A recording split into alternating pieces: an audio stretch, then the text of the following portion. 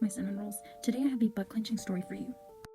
In 1990, in a quiet church-centered town of Wiley, Texas, life felt simple, neighbors trusted each other, families went to church together, nothing ever really happened there. And that's exactly why no one saw it coming. Candy Montgomery was the kind of woman people admired. She was friendly, involved in her church, a devoted wife and mother. She blended in perfectly. So did Betty Gore. Betty Gore was quieter, more reserved, but she had a husband, a baby, and a life that looked just as stable from the outside. Two women weren't strangers. Their families were connected. They sang in the same church choir. But behind all of that, something secret was building. Candy began an affair with Betty's husband.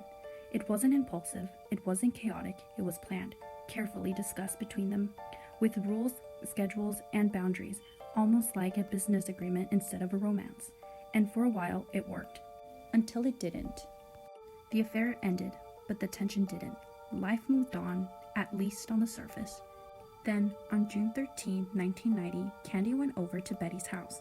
It was supposed to be a normal visit, just two women talking, but inside that house, something shifted.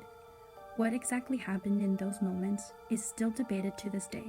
Candy later claimed that Betty confronted her about the affair, that the conversation grew heated, and Betty became angry, furious. According to Candy, Betty picked up an axe, and in that moment, Candy said she acted in self-defense. What followed was a violent struggle. When it was over, Betty Gore was dead, killed by dozens of blows from that axe. The scene was brutal, shocking, completely out of place in a town like Wiley. But what made it more disturbing was what happened next. Candy didn't call the police. She didn't report it.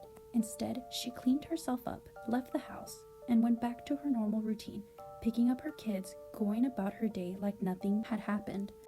Hours later, concerns started to grow when Betty couldn't be reached. Eventually, someone went to check on her. And that's when the truth began to unravel.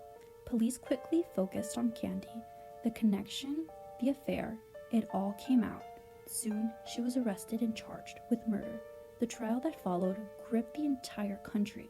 Candy's defense team argued self-defense. They claimed Betty attacked her first, and Candy fought for her life.